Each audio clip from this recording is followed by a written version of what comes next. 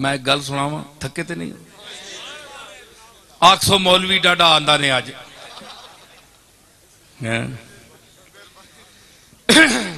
मैं कोई पेशावर मौलवी नहीं हाँ, मैं तो अपनी मर्जी नाल बोलने वाला आदमी हाँ। चंगेज खान बड़ा हलाकू बड़ा जालिम आदमी था। मैं अल्लाह के जो खेल है और किस सेकंड में वो बदलता है और मजलूम की आह पहुंचती है, देखिए आप। ये जालिम इतना था कि इसने बगदाद पर हमला किया तो हजारों लाखों हत्ता के नजमुद्दीन कुबरा जैसे वली कामिल को शहीद कर दिया। और उनकी वफादार देखिए कि उसको पता था अल्लाह का मकबूल है, तो अल्लाह की बारगाह में इसने अगर बद्दुआ दी तो मुझे शायद मार ही ना दे अल्लाह। उसने पहले कहला कर भेजा, नजमुद्दीन कुबरा मैं बगदाद पर हमला करने वाला हूं, बेहतर है कि आप यहां से निकल जाएं, मैं बगदाद पूरे को तहे तेक करूंगा। हजरत नजमुद्दीन कुबरा ने भी फरमाया, हलाकू मैं एक अल्लाह का आजिज बंदा हूं, मैंने इस शहर में बगदाद के शहर में 40-50 साल इन लोगों के साथ गुजारे हैं। ये वफा के खिलाफ है कि आज तू मुझे बचाकर ले जाए और इनको मार दे, मैं इनके साथ मरूंगा, अगर छोड़ेगा तो इनको भी छोड़ेगा, नहीं तो मैं भी मरूंगा। जालिम था, उसने हजरत नजमुद्दीन कुबरा को भी शहीद कर दिया। ये वो नजमुद्दीन कुबरा हैं जो इमाम राजी के मरने के वक्त उसके कब्र सराहने पहुंचे, जब शैतान ने इमाम राजी को वरगला दिया था और 360 दलीलें इमाम राजी ने अल्लाह के वजूद पर दी थी, है जी। तो आखिर शैतान ने गालिब आ गया, शैतान, इमाम राजी चुप हो गया। तो उन दिनों इमाम गजाली राजी जो है किताबों को छोड़कर दुनिया मारिफत में और अल्लाह के मकबूलों के साथ उनका राब्ता हो गया था। और मुलाकात हुई थी तो यूं ख्याल किया कि नजमुद्दीन कुबरा आज तू कहां है। शेख हाजिर हो गए सराने पर, गजाली राजी ये जमा का आखिरी टाइम, शैतान गालिब हो रहा है, राजी की 300-350 दलीलें रद्द कर चुका है। तो आए तो नजमुद्दीन कुबरा ने देखा जब राजी की सांस निकलने वाली है, शैतान का गलबा है, वो गालिब आ चुका है, तो हजरत नजमुद्दीन कुबरा ने फरमाया कि राजी 350 दलीलें तेरी रद्द हो गई हैं, ओ चले इनू आख के मैं अल्लाह नू बिला दलील मन्ना।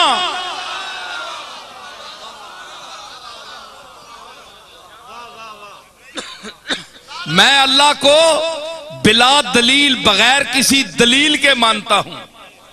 जब इबलीस ने उनकी बात सुनी तो भाग गया, अब इसका तो कोई जवाब ही नहीं था। ये वो नजमुद्दीन कुबरा है।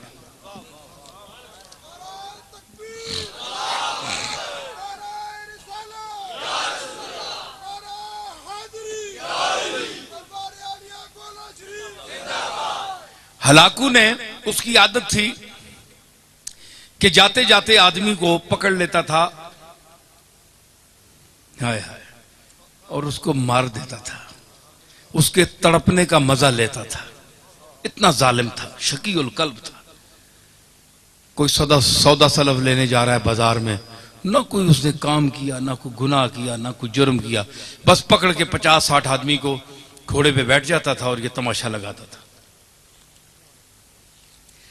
ये मरता किस तरह है, जान किस तरह निकलती है, वो खेलता था और मुस्कुराता था।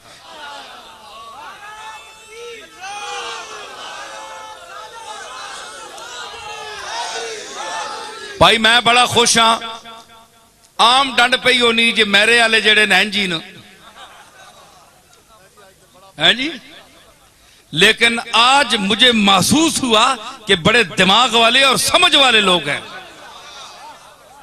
अब तो वैसे भी पैसे की वजह से समझ आ गई, आपको काफी दाना हो गए हैं लेकिन आप ये जो मैं इल्म की, अकल की बात कर रहा हूं, कुरान मजीद से पेश कर रहा हूं, इनको आप समझें और महजूज होंगे आप। और किसी अच्छे से अच्छे मौलवी को बुलाएं, अल्लामा को बुलाएं, जादू बयान को बुलाएं, ये मसाला नहीं होगा। आवाज बड़ी गले की भी मुझसे भी ज्यादा होंगे, मैं तो अपने जौक से शेर पढ़ता हूं, लेकिन मसाला नहीं होगा। मसाला कोल ना होवे ते खाली बां बां बंदा करना रहे तो क्या फायदा।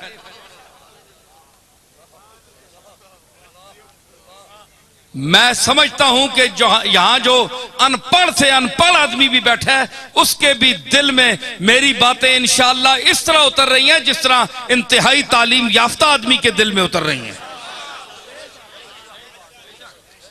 अब हसद से कोई दाद ना दे, सड़ के कोई दाद ना देवे ते उसनी मर्जी।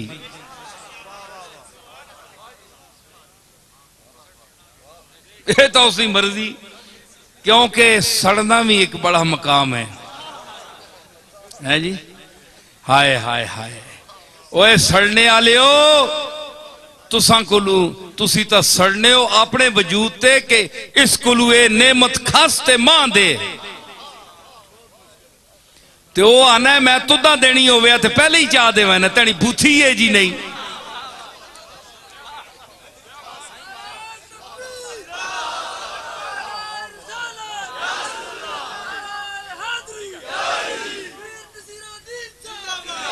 मैं देनी होवे ते पहले तेन तुदा चाह देवे ना।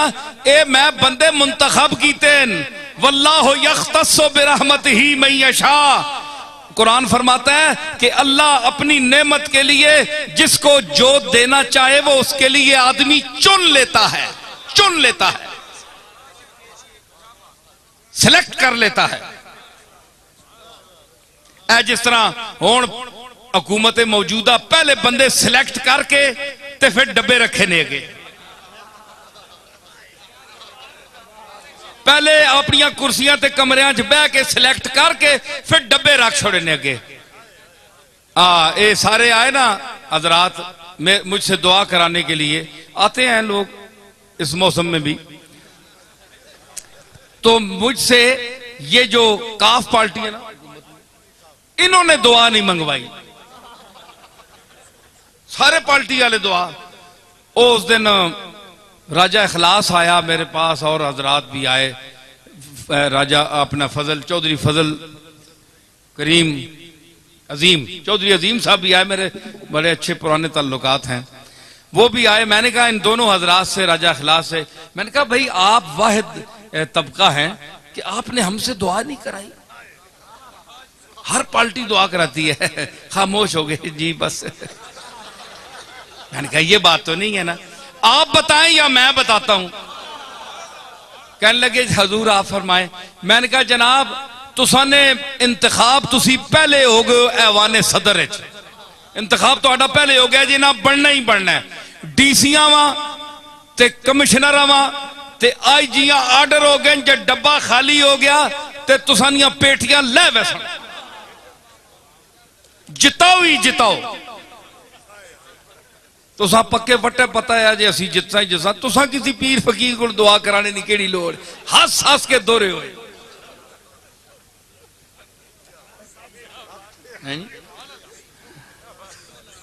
की गल पे हाँ नहीं बिच होर गल भी करना पे है मैं। तो वो फड़कने का मजा लेता था हलाकू। एक दिन उन्होंने उसने ऐसा किया कि 2-3 कतारें आदमियों की खड़ी कर दी और जल्लाद से कहा इनके सर कलम करो। अब जनाब किसी ने सौदा उठाया हुआ है, किसी ने कोई प्याज उठाया हुआ है, किसी ने मिर्चें, घर में जा रहे थे लोग जिस तरह बाजार में जाते हैं। उन्होंने कहा किस गुनाह में हमें मार, उसने कहा बस देखो हलाकू सामने खड़ा है घोड़े पे, उसके हाथ में एक नींबू था, उससे खेल रहा था। अच्छा अब अगली सब जो मरनी शुरू हुई, एक का सर गया, दूसरे का, तीसरे का, सफ पहली।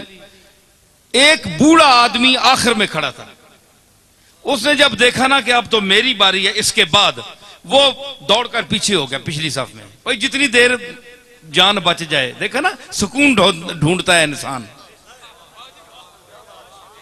उस पर तो छुरी चल गई ना तो सुकून ढूंढता है मुर्गा हाथ पांव मारने में, और इस पर चलने वाली है, ये पहले ही सुकून ढूंढ रहा है। दलील आपके सामने आ गई कि नहीं? हाँ, तो उसने वो पिछली सफ में हो गए। जब पिछली सफ में गया ना, तो वो सफ जब खत्म हुई ना, उस बाबे के पास पहुंचे तो वो तीसरी में चला गया। तीसरी में चला गया और अब हलाकू के लिए बड़ी अजीब ये एक तमाशा बन गया कि इस बेवकूफ को देखो, इसको मेरे तलवार से कौन बचा सकता है। ये 50, 70, 100 आदमी मार दिया मैंने, पहली सफ भी गई, दूसरी भी गई, अब ये बेवकूफ कहां तक बचेगा। अब तो इसके पीछे कोई सफ भी नहीं है, तीसरी सफ है। जब जैसे तीसरी सफ को कत्ल करना शुरू किया, लुत्फ आ रहा है कि नहीं नई बात। हाँ, तीसरी, अब देखे मैं वो जुल्म की बात कर रहा हूं और वो किस तरह सुनता है। तो जब वो तीसरी सफ पे कत्ल शुरू हुआ ना, तो आखिरी जब बाबा रह गया ना, तो हलाकू ने कहा जल्लाद से कि 1 मिनट रुक जा, इसको ना मारना। वो अब उसने गेंद, वो नींबू पकड़ा हुआ है, खेल रहा है, उसके सामने आ गया। उसने कहा भाई बाबा बताओ कि पहली सफ में तू भागकर दूसरी आया सफ में, दूसरी सफ में जब आखिरी वो नौबत आई उस तक, तो तू तीसरी में आ गया। अब बता तुझे कौन बचाएगा, अब किधर जाएगा। बाबे ने आसमान की तरफ देखा, है जी, ये आ है खामोश आ, है जी।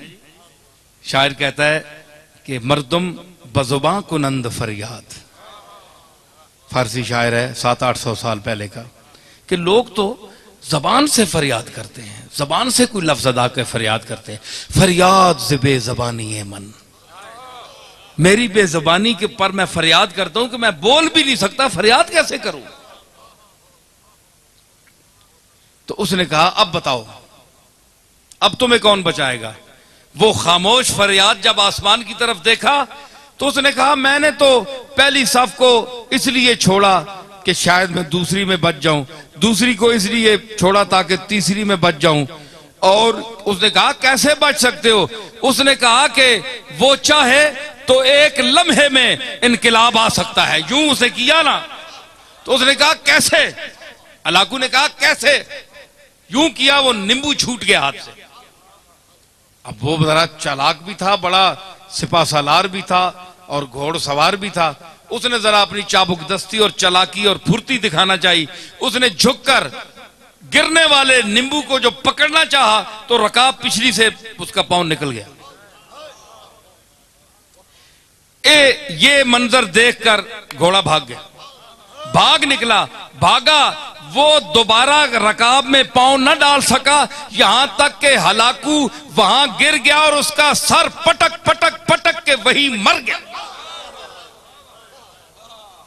बाबा वहां खड़ा हुआ देख रहा है कुदरत को, अल्लाह की कुदरत को देख रहा है, और जो उसका अमला था वो हैबत ज़दा हो गया उस बाबे को देखकर कि इसने क्या तमाशा बना दिया एक लम्हे में, है जी। तो उसने कहा कि इजाबत अज दरे हक बहरे इस्तिकबाल मी आयद, मजलूम की आह से डर, क्योंकि जब वो आह करता है तो इजाबत, कबूलियत दूर से उसका इस्तिकबाल करने आती है।